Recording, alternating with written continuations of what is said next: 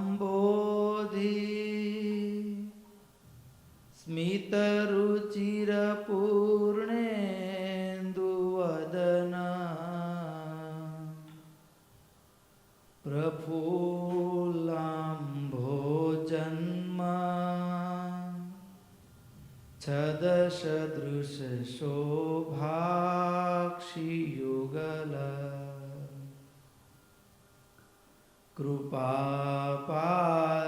કૃપાપારાવાર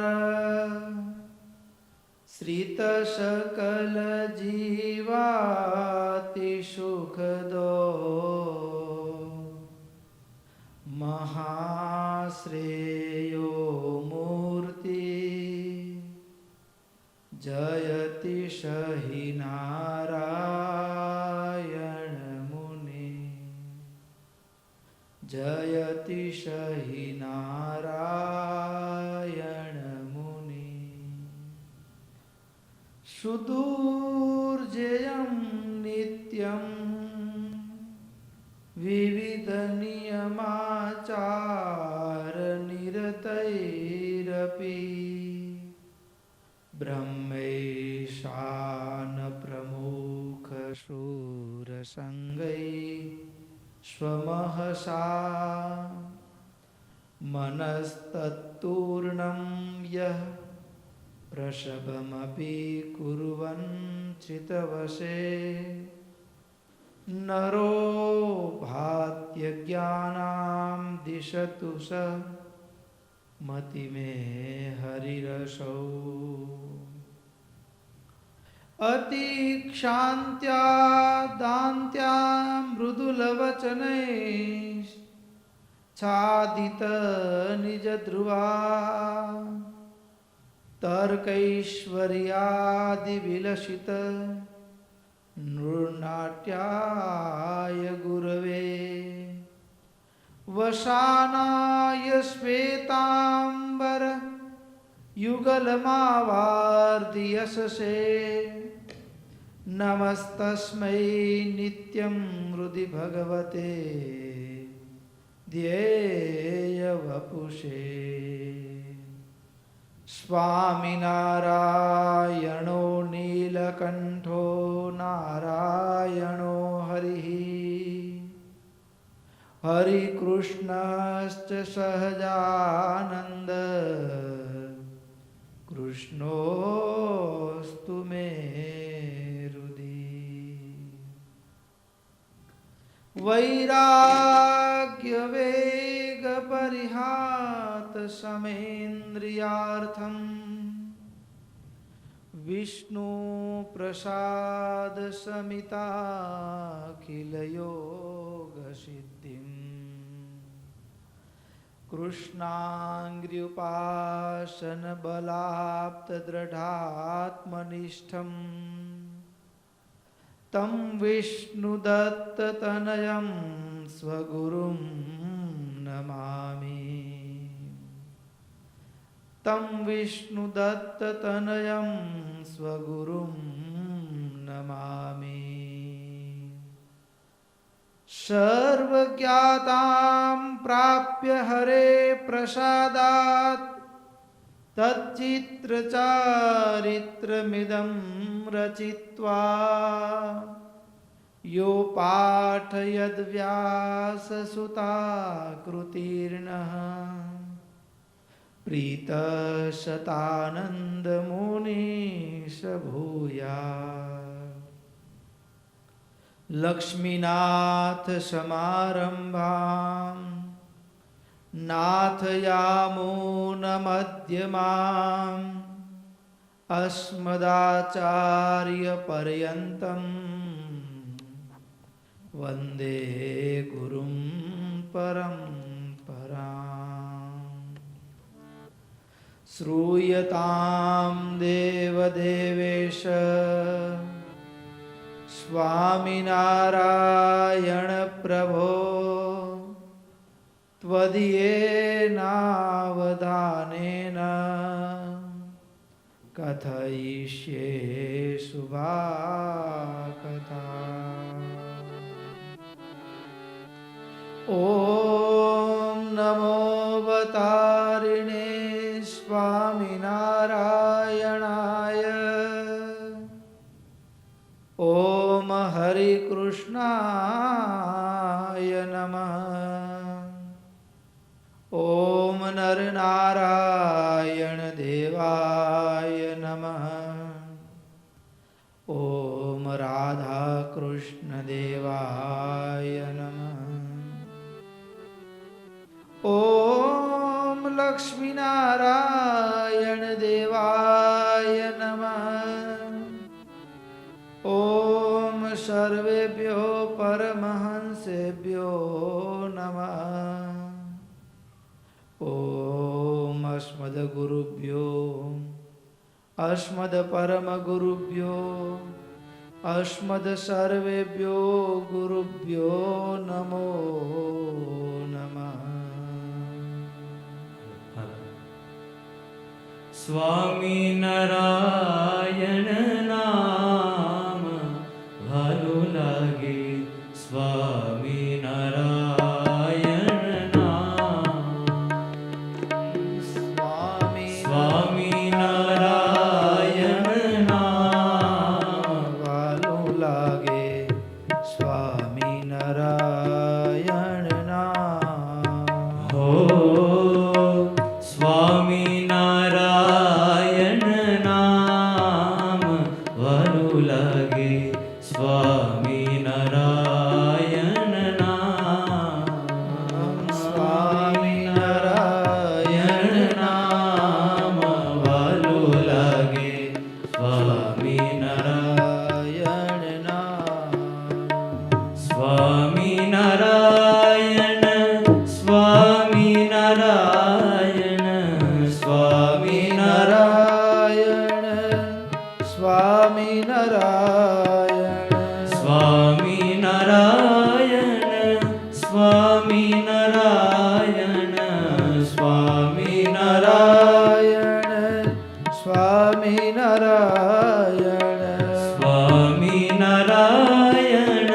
સ્વામિનારાયણ સ્વામિનારાયણ સ્વામિનારાયણ સ્વામિનારાયણ સ્વામિનારાયણ નામ વાલું લાગે. સ્વામિનારાયણ નામ સ્વામિનારાયણ નામ વાલું લાગે.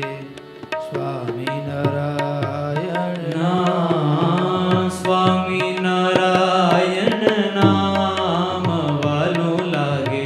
સ્વામિનારાયણ નામ સ્વામિનારાયણ નારાયણ નામ વાલું લાગે. સ્વામિનારાયણ નામ સ્વામિનારાયણ સ્વામિનારાયણ સ્વામિનારાયણ સ્વામિનારાયણ સ્વામિનારાયણ સ્વામિનારાયણ સ્વામિનારાયણ સ્વામિનારાયણ સ્વામિનારાયણ નામ વાલું લાગે. સ્વામિનારાયણ નામ સ્વામિનારાયણ નામ વાલું લાગે. સ્વામિનારાયણ નામ સ્વામિનારાયણ સ્વામિનારાયણ સ્વામિનારાયણ સ્વામિનારાયણ સ્વામિનારાયણ સ્વામિનારાયણ સ્વામિનારાયણ સ્વામિનારાયણ સ્વામિનારાયણ નામ વાલું લાગે. સ્વામિનારાયણ નામ વાલું લાગે. સ્વામિનારાયણ નામ વાલું લાગે. સ્વામિનારાયણ નામ. સહજાનંદ સ્વામી મહારાજની જય. ઈષ્ટદેવ પરમારાધ્ય અનંત કોટી બ્રહ્માંડાધિપતિ સર્વનિયંતા સર્વ અંતર્યામી ભગવાન સ્વામિનારાયણ એમના દિવ્ય ચરણ કમળ સાનિધ્યમાં ચારે કોર વિટલાઈને બેઠેલા અનંત અનંત અક્ષર મુક્તો એમની જ પાવન સન્નિધિમાં અત્રે ઉપસ્થિત પૂજ્યપાદ ગુરુવર્ય સદગુરુ શાસ્ત્રી સ્વામી સૂર્યપ્રકાશ સ્વામી તેમજ કથાભિલાષી એવા બાળ યુવાન વૃદ્ધ સમસ્ત ભક્તો સર્વેને ભગવાન સ્વામિનારાયણની ભાવ સ્મૃતિએ સહિત સાદર જય સ્વામિનારાયણ. શ્રીમદ સત્સંગી જીવન જ્ઞાન યજ્ઞ આજે સુરત મુનિ પ્રતાપસિંહ રાજાને જે કથા સંભળાવવાની શરૂઆત કરે છે, પ્રારંભની અંદર સુરત મુનિ મહારાજના સમગ્ર જીવનકાળને થોડા શ્લોકોની અંદર સંક્ષિપ્ત સત્સંગી જીવન કહી શકાય એવા ભાવને પ્રાર્થનાના રૂપમાં ગાયું છે. પાતુમ ધર્મમધર્મમુત્ખનયિતુમ શ્રી ભક્તિ ધર્માંગતો જાતાયોતર કૌશલેષુ વિબુધાન નંદાય સદ્ધર્મિણે શ્રીમચ્ચંદન પુષ્પહાર રુચયે શુભ્રામ સુકે વિવ્રતે તસ્મૈ શ્રી ગુરવે નમોસ્તુ હરયે નારાયણાર્ષયે નારાયણાર્ષયે.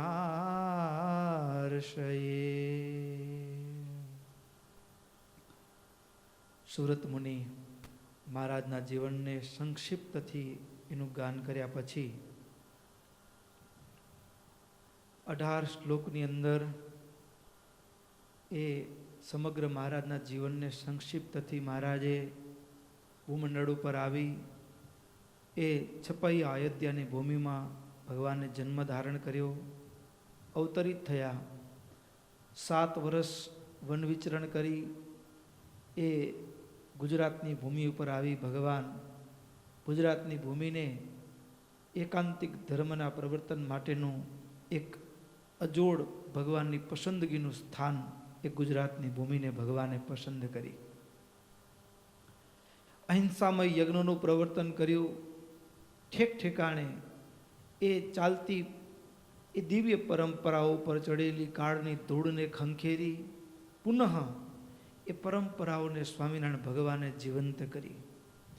માનવ જીવનના સંદેશાઓ કેવળ વાણીથી નહીં પણ ઉપદેશથી, સ્વયં ભગવાન હોવા છતાં પણ એ માંગરોળની અંદર વાવ ગડાવે, સ્વયં ભગવાન હોવા છતાં પણ એ કાર્યાણીમાં તળાવ ગડાવે, માથા માથે પોતે જાતે એ ખણતર કામ કર્યા, માટીના એ પાત્રો ઉપાડી અને એ કામ કરે. એટલું જ નહીં, જ્ઞાન હોઠમાં નહીં આચરણમાં હોય. સ્વામિનારાયણ સંપ્રદાયનો ઇતિહાસ નોંધે છે, સ્વામિનારાયણ સંપ્રદાય, સ્વામિનારાયણ ભગવાન કે એના સંતો ક્યારે પણ અન્ય સંપ્રદાયો ભારતીય પરંપરાની અંદર વિવિધતા આ ખોટા છે એવો ક્યારેય પણ સ્વામિનારાયણ ભગવાને એવો તિરસ્કાર શબ્દ પણ કર્યો નથી. હા, પરંપરાઓની અંદર આવેલી વિકૃતિ હોય એના તરફ અંગુલી નિર્દેશ ચોક્કસ કર્યો છે.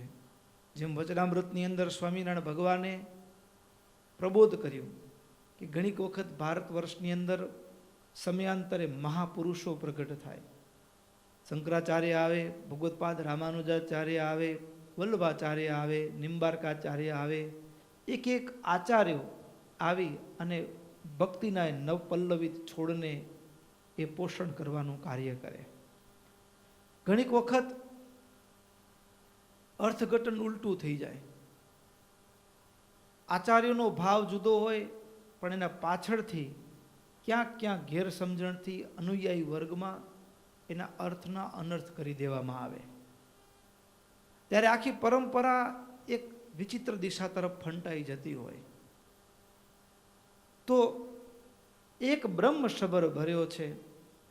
આવો જે મૂળ ભાવ હતો કે જે બ્રાહ્મી દશામાં વર્તતો હોય એને જીવ જીવમાં ભગવાન દેખાય, અને એ ભાવને એક બ્રહ્મ સબર ભર્યો છે. શંકરાચાર્ય કહ્યું પણ હવે આપણની એવી દ્રષ્ટિએ ન થઈ હોય અને આપણે એક બ્રહ્મ સબર ભર્યો છે, બ્રહ્મ જ છે, બીજું કંઈ છે નહીં, અને વિષય અને ભોગમાં લોલુપ પ્રવર્તીએ તો એનાથી મોટું અનર્થ થાય. એટલે ભગવાન એના તરફ અંગુલી નિર્દેશ કરી અને થતી ભૂલોને ચોક્કસ ભગવાને સુધારી. એકાંતિક ધર્મનું પ્રવર્તન કર્યું, મંદિરોની સ્થાપના કરી. એ સમગ્ર ભાવને સુરત મુનિ પ્રતાપસિંહ રાજાને 18 શ્લોકની અંદર સંક્ષિપ્તથી વાત કરી. અને હવે સુરત મુનિ પ્રતાપસિંહ રાજાને વિસ્તારથી વાત શ્રીમદ સત્સંગી જીવનશાસ્ત્ર અને પ્રથમ હિમાલયથી શરૂઆત કરે છે. ભવતી ભુવસ્થલે મહાન નગરાજો હિમવાનુદિગ્દિશી વિતતો ચગૃહાવકંદર પૃથુરૂપ્યો ચય શુભ્રકાંતિમાન. આ પૃથ્વી ઉપર એમાંય ભારતમાં હિમાલય, આ હિમાલય એ તમામ પર્વતોનો રાજા. કેવી એની શોભા હશે, કેવી એની અદ્ભુત શોભા હશે હિમાલયની. ક્યાંક એ બરફથી આચ્છાદિત શિખરો જોવા મળે, ક્યાંક એ કાળા શિખરો જોવા મળે, અદ્ભુત શોભા. ક્યાંક પર્વતોના મધ્યમાંથી એ પ્રવાહ પાણીનો ઉતરતો હોય. આવા અદ્ભુત પ્રવાહની વચ્ચે હિમાલયની અદ્ભુત શોભા. ચારે બાજુ ઘનઘોર જંગલો અને જંગલોમાં વસતા હિંસક પશુઓ હોય, પક્ષીઓ હોય, વિવિધ વૃક્ષો હોય. એની વાત નિષ્કુળાનંદ સ્વામીએ ભક્ત ચિંતામણીમાં અદ્ભુત આલેખી છે. હિમાલયના વર્ણનના 2 શબ્દો સાંભળીએ. શુભમતી હવે સાંભળો, એક ઉત્તર દિશે અદ્ર કહીએ, અતિ સુંદર શિખરી જેનો નામ હિમાચલ લઈએ, સુંદર ગહેરી ગુફાઓમાં જેમાં સદન સરખી શોભે છે ગણી, તેમાં દીપક સમ શોભે રે, શ્રેણી ઘણી મણી રે તાણી, રજત સમરડિયા મણો, વળી ક્યાંય શ્યામ વર્ણ સહી, સુમેરુ શિખર્યું જેની, વિચિત્ર પેરે વિલસી રહી, સહુ દિશે ચાલે છે અતિ, નદી રૂપની ઝરણા રે, લેરી તરંગે આવૃત જેના, સુંદર જડ શોભે છે ત્યાં ગણા. અદ્ભુત હિમાલયનું વર્ણન. હિમાલય એમાંય ગઈકાલે જ ગંગા દશહરા હતી. ગંગાજીનું ઉદ્ગમન સ્થાન. અહીં કને સુરત મુનિ પ્રતાપસિંહ રાજાને કહે છે સત્યલોકમાંથી ઉતરેલી ગંગા. આ ગંગા પતિત પાવની કેમ? પતિત પાવની કેમ? ભગવાને જ્યારે વામન અવતાર ધારણ કર્યો ત્યારે 3 ડગલા જમીનમાં આપવાની વાત હતી.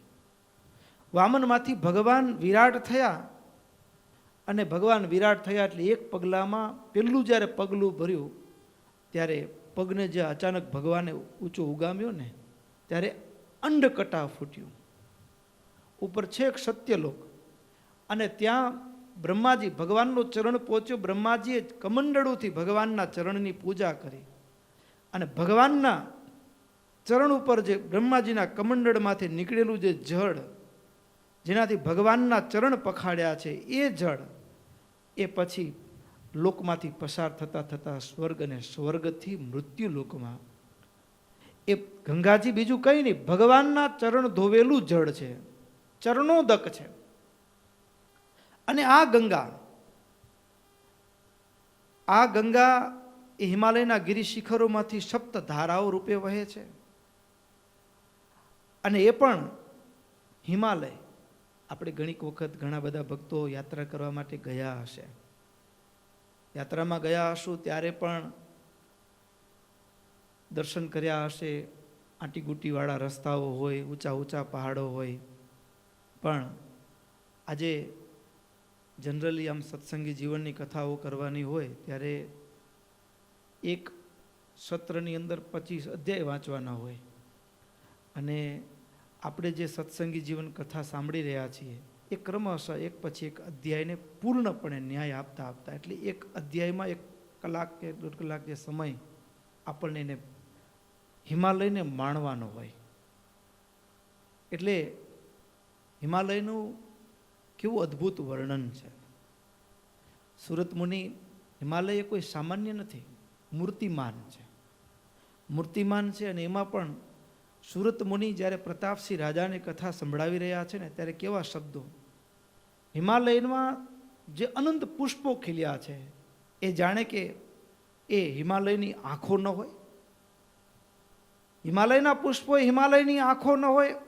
અને જ્યારે પવનના લેરખે એ વૃક્ષોની ડાળીઓ હલતી હોય અને ત્યાં કોયલ ટહુકા કરતી હોય, જાણે કે કોયલ આમંત્રણ આપતી હોય ને એ ડાળીઓ હાથ જોડીને કહેતી આવો આવો, પધારો પધારો, એમ સ્વાગત કરતો હોય હિમાલય. એટલું જ નહીં, હિમાલય બોલાવતો હોય એમ નહીં, બોલાવ્યા પછી મહેમાનને બોલાવે તો પછી આસન આપવું પડે ને, એટલે લીલીછમ દર્ભનું જાણે આસન આપ્યું, લીલીછમ પૃથ્વી હોય. મહેમાનને બોલાવ્યા પછી બેસવા માટે આસન આપ્યા પછી કંઈક સ્વાગત સન્માનમાં કંઈક નાસ્તો તો કરાવવો પડે કે નહીં. ત્યારે અહીં કને સુરત મુનિ પ્રતાપસિંહ રાજાને કહે, એ જ હિમાલય ફળ અને મૂળ દ્વારા, ભક્ષ્ય પદાર્થો દ્વારા આવેલા અતિથિઓનું જાણે સ્વાગત કરવા માટે તત્પર હોય ને શું. અદ્ભુત હિમાલયની વાત કરતા કરતા એક પ્રકૃતિનો પણ એક સ્વાદ હોય છે. આમ તો આપણે વગડામાં રહેનારા માણસો છીએ એટલે આપણે તો એનો આનંદ માણીએ છીએ, પણ ઘોંઘાટિયા જીવનમાં રહેનારા હોય ને એને ખબર ન હોય.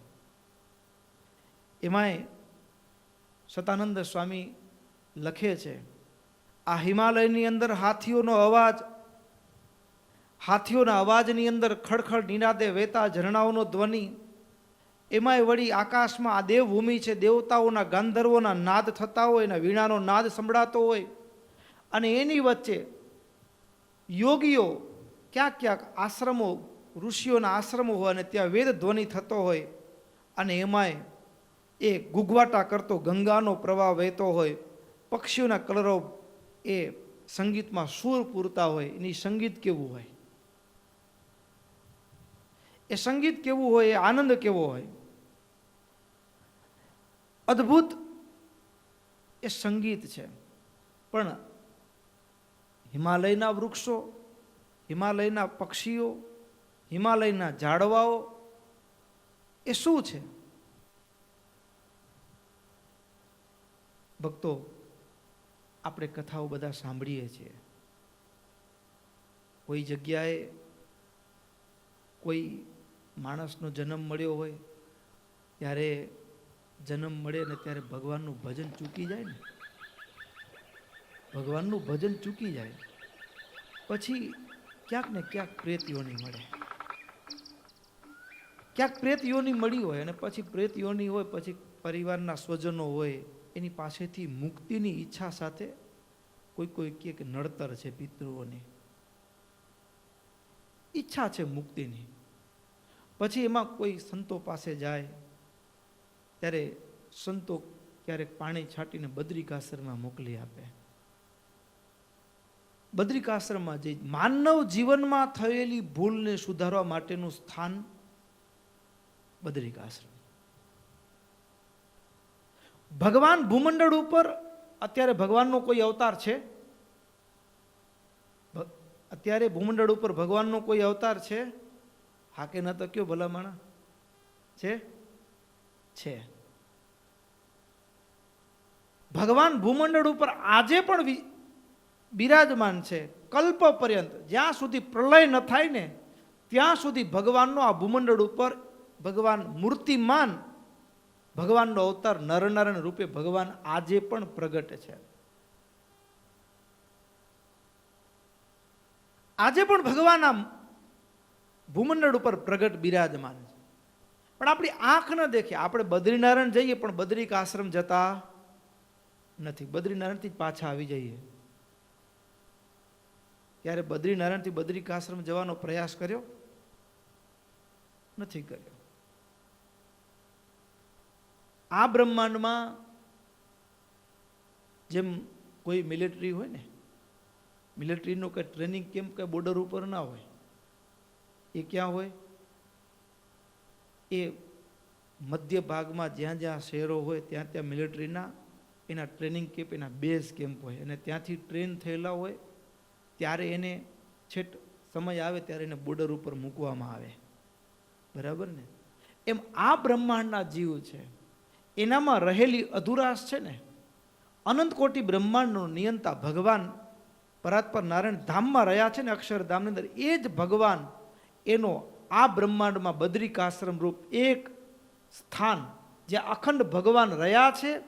અને ત્યાં ઋષિઓ એ માયામાં ક્યાંક ને ક્યાંક ચૂકી ગયેલા જીવો છે ને, એને અવસર ચૂકી ગયા છે. મોકો મળ્યો તો માનવ જન્મનો, ચૂકી ગયા અને હવે ભૂલ સુધારવા માટે એટલે કે તપ કરવા માટે બદ્રિકાશ્રમમાં આવ્યા. અદ્ભુત બદ્રિકાશ્રમ છે ભૂલ સુધારવા માટે. અને એમાંય ઋષિઓ છે એ તો મૂળ ભાવમાં હોય, પણ તપ કરવા માટે આવેલા કોઈ જીવ હોય ને, એ બદ્રિકાશ્રમની અંદર એ કોઈ વૃક્ષ રૂપે રહ્યા હોય. હા, ત્યાં ઊભા રહીને ઠંડી તડકો બધું તાપ સહન કરતા હોય. અલગ અલગ ભાવમાં એ માનવ જન્મમાં ચૂકી ગયેલા જીવો છે તે તપ કરે, ભગવાનની આરાધના કરે. અને આપણે જ્યારે ત્યાં જઈએ છીએ, આપણે તો દર્શન કરીએ, પણ આપણને એ વૃક્ષો બોલતા હોય કે ભજન કરી લેજો, એ સંભળાય? સંભળાય? ન સંભળાય. પ્રકૃતિ એ બોલતી હોય. કારણ શું?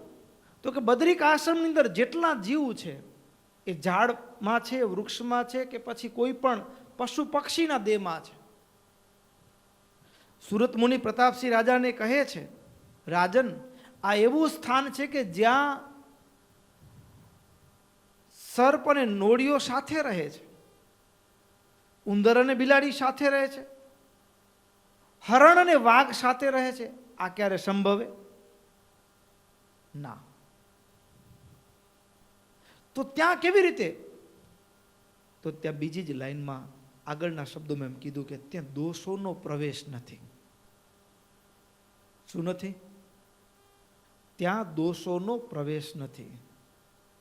બદ્રિકાશ્રમના દોષનો પ્રવેશ નથી.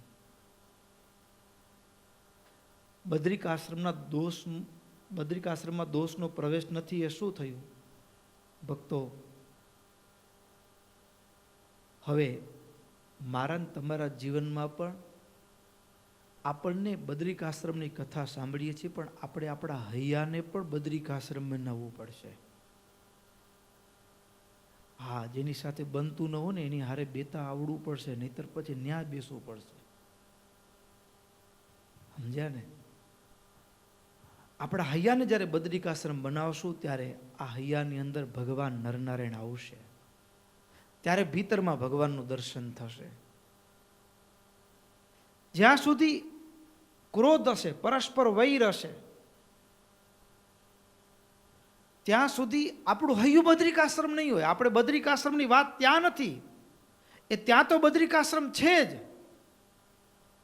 પણ જો ભગવાનનું દર્શન કરવું હોય, આ હૈયું જ્યારે બદ્રિકાશ્રમ બને ત્યારે ઋષિઓનું આવાગમન થાય. આ હૈયું જ્યારે બદ્રિકાશ્રમ બને ત્યારે નરનારાયણ ભગવાન અખંડ આ હૃદયરૂપી ઓરડામાં ભગવાન બિરાજમાન થાય. હૈયું બદ્રિકાશ્રમ બનવું જોઈએ. અને ઇતિહાસો છે, સંપ્રદાયના ઇતિહાસો છે, આજે પણ એવી ઘણી બધી ઘટનાઓ બને છે. ભાગવતમાં પણ એક પ્રસંગ છે.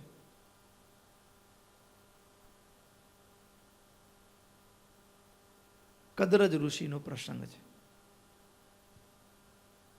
જ્યારે ધર્મદેવ પરિવાર ઉપર આપત્તિ આવી ત્યારે મા ભક્તિને સંભળાવે છે, ત્યારે કદરજનું આખ્યાન પણ કહે છે.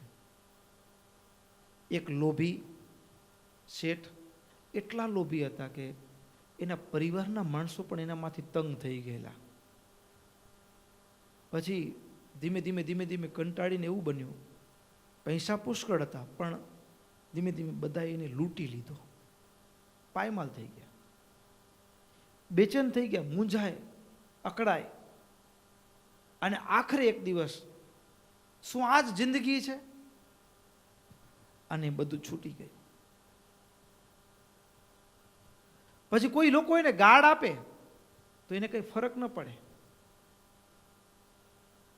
અત્યારે આપણું હૈયું બદ્રિકાશ્રમ ન બન્યું હોય ને, આપણને નાનું અમથું કોઈ વચન કહે ને, આપણે હાડો હાડ લાગી આવે.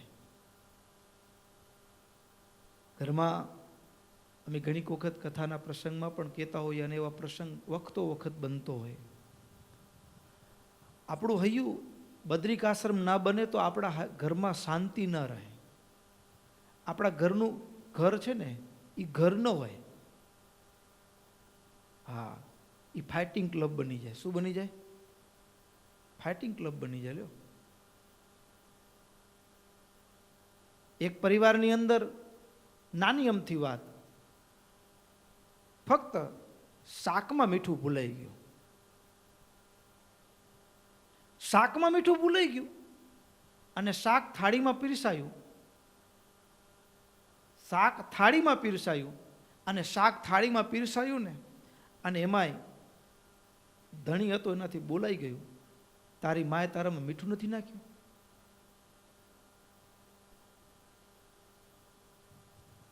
શાકમાં મીઠું ભૂલાયું અને એમાં એના મુખમાંથી નીકળેલા કટુ શબ્દ,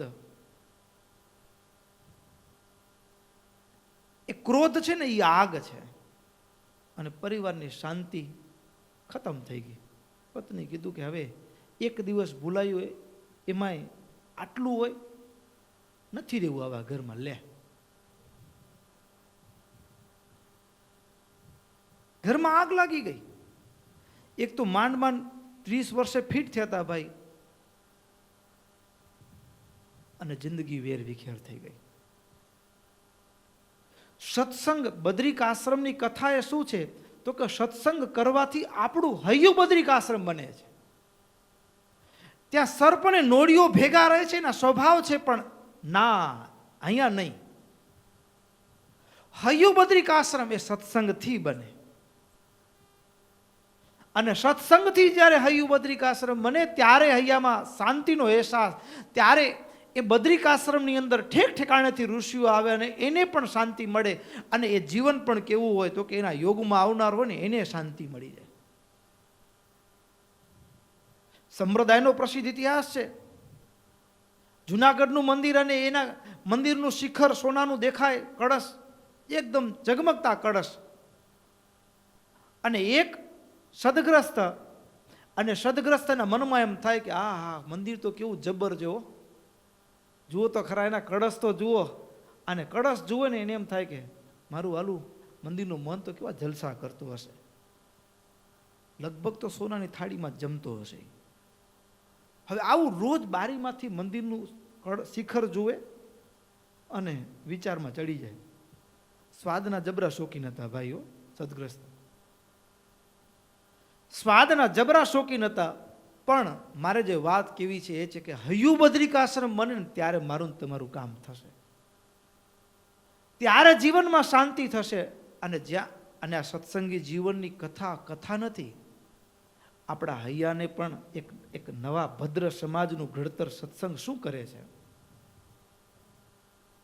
અને એ સદગ્રસ્તના જીવનમાં એવું પાછું પ્રસંગ લખાયો છે કે દરરોજ પત્ની જમવાનું બનાવે, પીરસાય એટલે કંઈક ને કંઈક ભૂલ કાઢે. આજે આ નથી, આજે આ નથી, આજે આ નથી.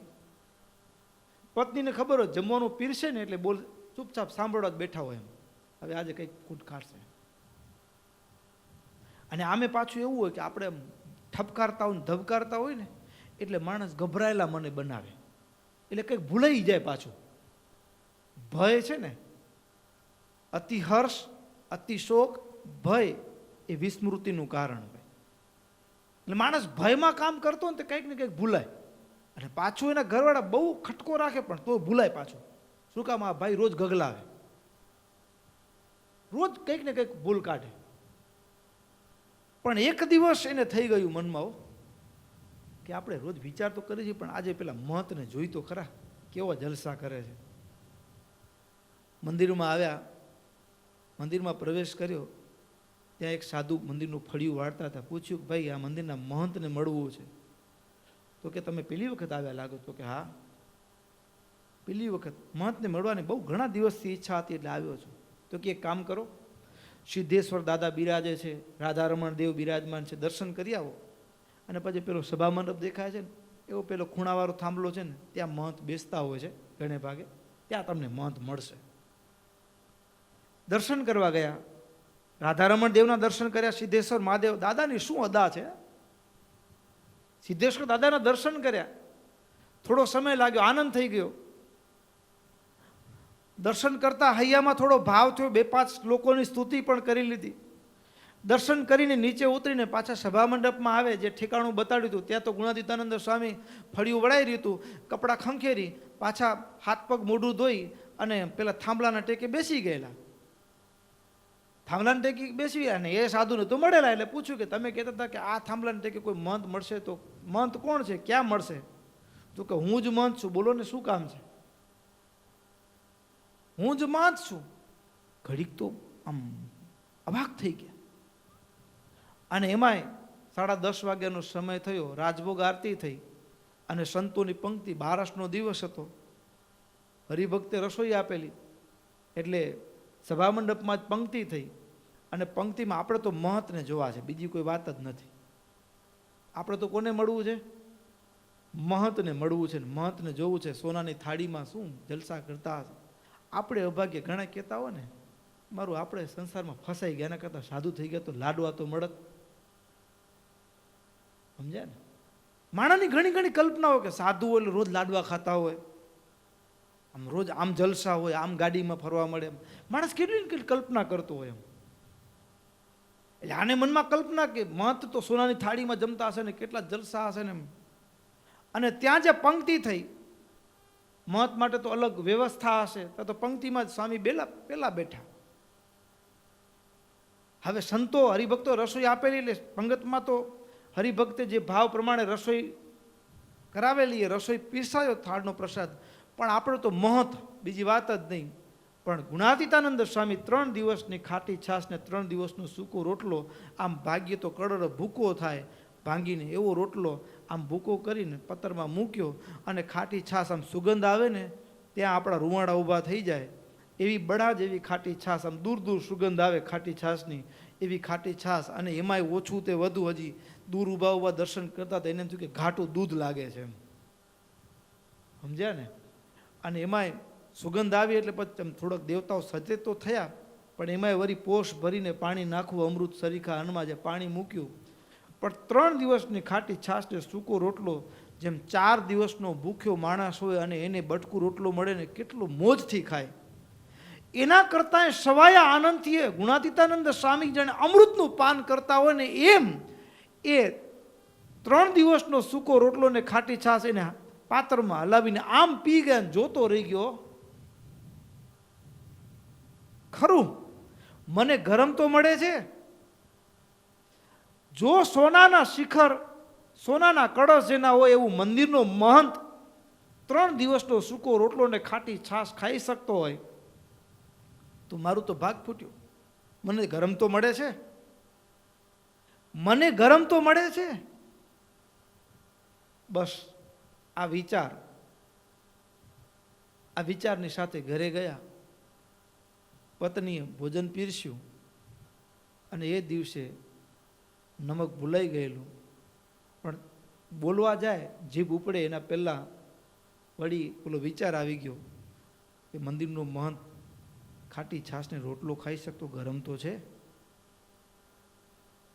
ત્યાં મંદિરના કળશ સામે બારીમાંથી દેખાય, નજર કરી, જીભ અટકી ગઈ. બોલતા બોલતા ચૂપચાપ જમી લીધું.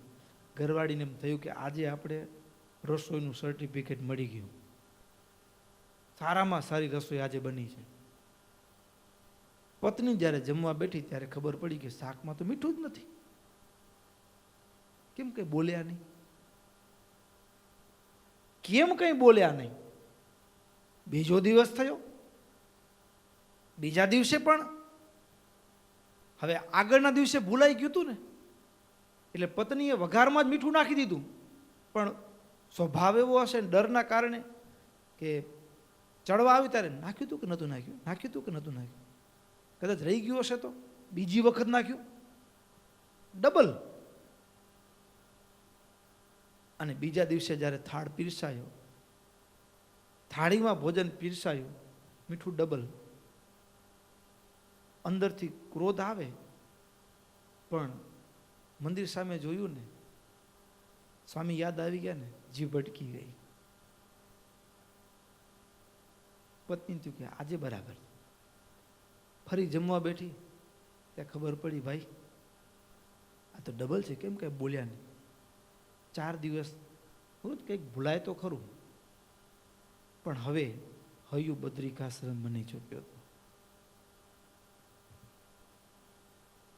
પરિવારમાં એક નવી જ શાંતિનો સંચાર થઈ ચૂક્યો હતો. પત્નીએ પૂછ્યું કે તમને કંઈ ક્રોધ નથી આવતો, તમે કંઈ બોલતા કેમ નથી?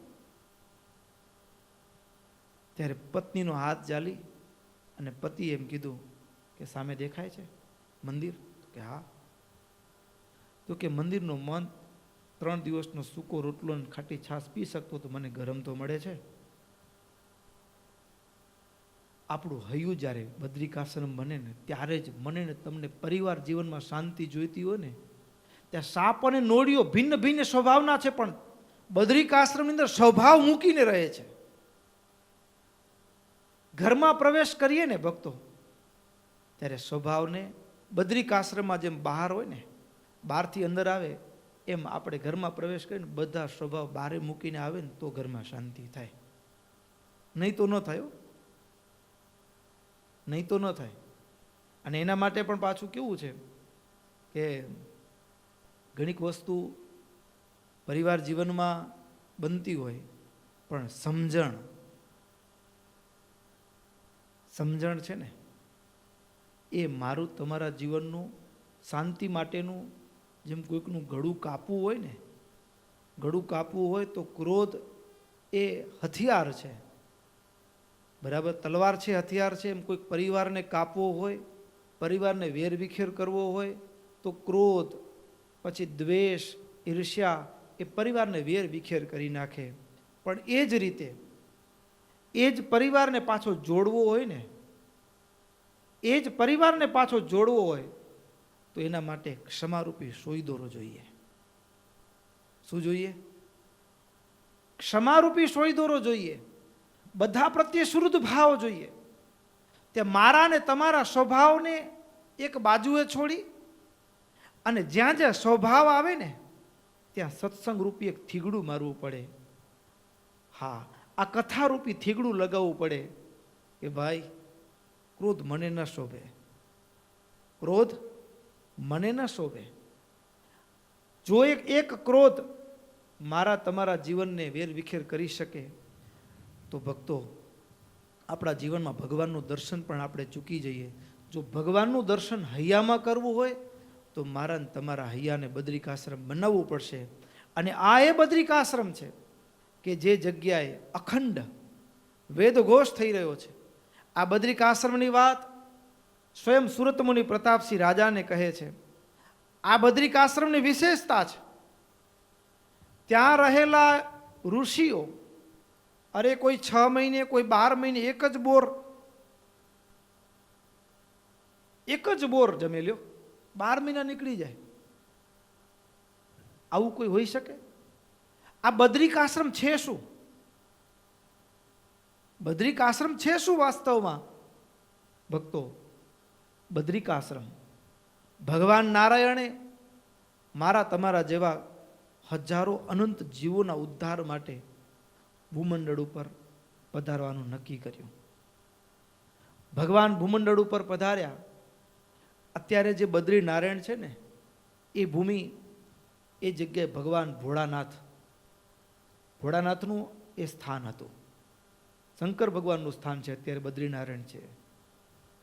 ભગવાને સંકલ્પ કર્યો ભૂમંડળ ઉપર સહસ્ત્રકુંચી દૈત્યની પણ કથા છે, પણ ભગવાને ભૂમંડળ ઉપર આવવાનો સંકલ્પ કર્યો ને, કઈ જગ્યાએ?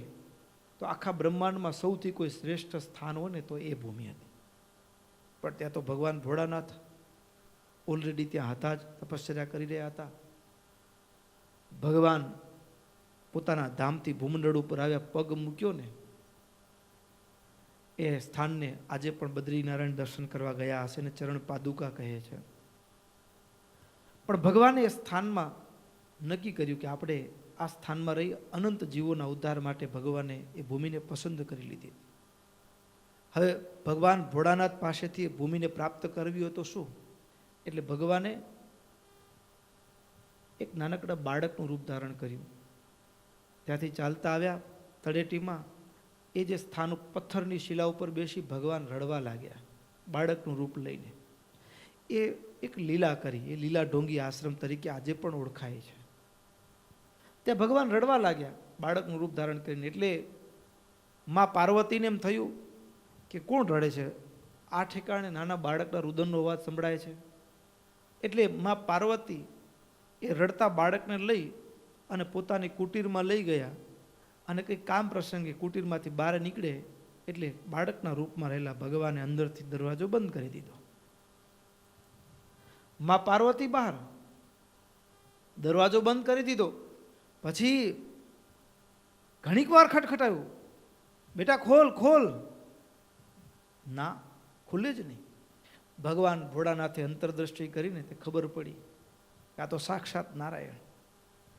પ્રભુને આ સ્થાન પસંદ છે એવું જાણી ભોળાનાથ ત્યાંથી જ વંદન કરી અને એ નીલકંઠ પર્વતને ઓળંગી અને સામે બીજા પહાડ ઉપર, જેને અત્યારે જે કેદારનાથ છે, ત્યાં ભગવાન ભોળાનાથ બિરાજમાન થયા. હવે એ સ્થાનને ભગવાને તપશ્ચર્યા માટે પસંદ કર્યું. ભગવાન તપ માટે તપ કરવા લાગ્યા. ભગવાન તપ કરવા લાગ્યા ને, લક્ષ્મીજી વિચારે ક્યાં ગયા? દ્રષ્ટિ કરી તો ભગવાન તો ભૂમંડળ ઉપર દયા અને કરુણા વરસાવવા માટે તપની મુદ્રામાં બેઠા છે, તપસ્યા કરી રહ્યા છે. ભગવાનને તપ કરતા જોયા, બરફથી ઢંકાયેલા જોયા. લક્ષ્મીજીથી રહેવાયું નહીં. લક્ષ્મીજી બોરડીનું રૂપ ધારણ કરી અને ઉપર છત્રના રૂપમાં ગોઠવાઈ ગયા. લક્ષ્મીજી બોરડીનું રૂપ ધારણ કરી છત્રના રૂપમાં ઉપર ગોઠવાઈ ગયા, અને ઉપર લક્ષ્મીજી છત્રના રૂપમાં ગોઠવાયેલા લક્ષ્મીજી, અને પછી ટાઢ તડકો એ બધું લક્ષ્મીજી સહન કરે, અને નીચે નારાયણના ભજનમાં એ તપમાં કોઈ વિક્ષેપ ના આવે ને એના માટે. ઘડીક નારાયણે આંખ ખોલી તો ચારે બાજુ બરફ બરફ બરફ. પણ અહીંયા કને કેમ બરફ નથી? જ્યાં ઉપર નજર કરી તો બદ્રીનું વૃક્ષ હતું, અને એણે બરફને ઝીલી લીધો. ભગવાન રાજી થયા. એ મૂર્તિમાન લક્ષ્મીજી હતા. રાજી થઈને વરદાન આપ્યું કે આ સ્થાન તમારા સમર્પણના સ્થાન તરીકે ઓળખાશે. એટલે બદ્રીનારાયણ. બદ્રી એ બદ્રી કોઈ સામાન્ય બોરડીનું વૃક્ષ નથી. એ બદ્રી એ સાક્ષાત લક્ષ્મીજી છે. સાક્ષાત લક્ષ્મીજી છે. આ બદ્રીનારાયણની બીજી વિશેષતા શું બદ્રિકાશ્રમની? જ્યારે જીવો આ ભૂમંડળમાંથી જાય, કે કસર રહ્યું હોય, પંચ વિષયમાં કાંઈ વાસના હોય, ષડ ઉર્મિમાં જેટલી જીતવામાં કચાશ હોય, શરૂઆતમાં જ્યારે દોષોની સામે લડતો હોય ને ત્યારે કેટલાક યોગીઓ મહિને મહિને બોરડીનું એક વૃક્ષનું એક ફળ જમે. પછી ધીમે ધીમે સમય વધતા વધતા જેમ જેમ એ મા લક્ષ્મીની કૃપા થકી લક્ષ્મીજી ત્યાં ગુરુ રૂપે રહી આવનાર જે એક મુમુક્ષુ છે, આવનાર જે સાધક છે, એને નારાયણની પ્રાપ્તિમાં અવરોધરૂપ દોષો આવરણોને ભેદાવે.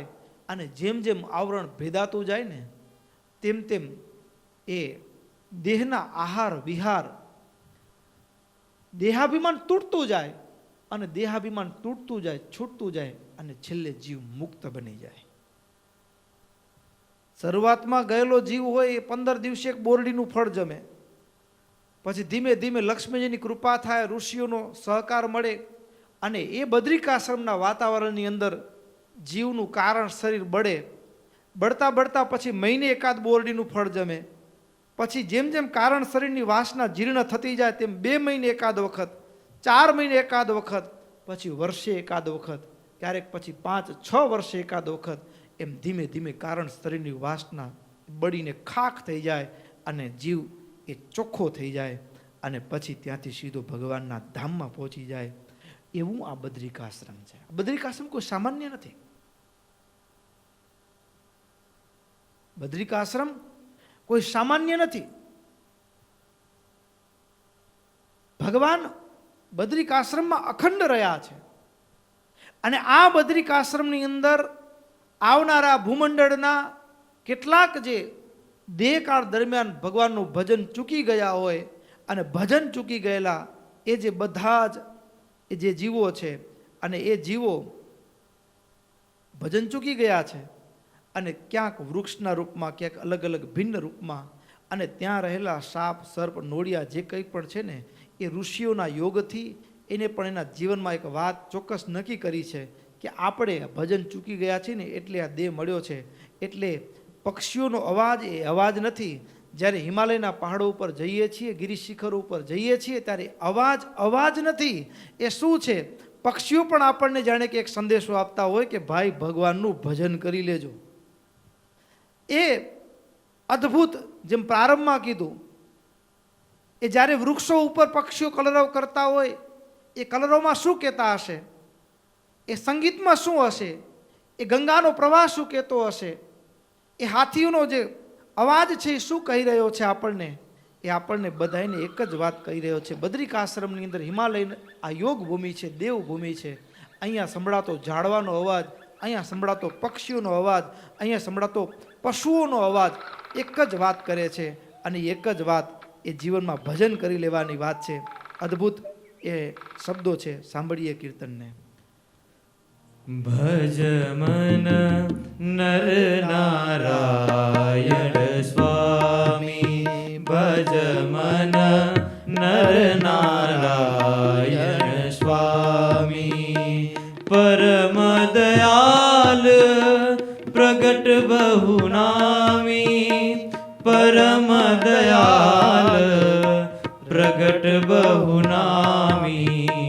નર નારાયણ સ્વામી, ભજ મન નર નારાયણ સ્વામી. सबके कारण सबसे न्यारे, दीन दयाल दिव्य तनुधारे. सबके कारण सबसे न्यारे, दीन दयाल दिव्य तनुधारे. निगम अरुआ गमनेति कहे, निगम अरुआ गमनेति कहे. शेष सहस्त्र मुख पार न आवे, शेष सहस्त्र मुख पार न आवे. नर नारायण स्वामी, भज मन नर नारायण स्वामी, भज मन नर नारायण स्वामी.